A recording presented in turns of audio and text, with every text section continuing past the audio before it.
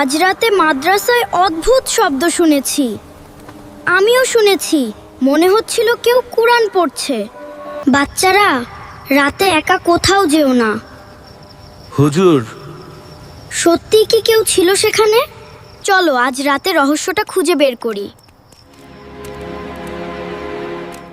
কিন্তু একটু ভয়ও লাগছে আমার। রাতে বেশি দেরি করবে না বাবা।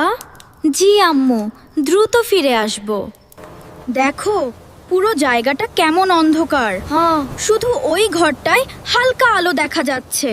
শুনছো? আবার তিলাওয়াতের শব্দ আসছে। হ্যাঁ, খুব সুন্দর কণ্ঠে পড়ছে কেউ।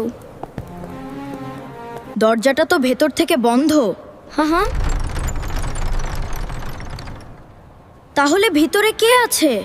আমি জানালা দিয়ে দেখার চেষ্টা করছি। সাবধানে থেকো, পড়ে যেও না। আরে,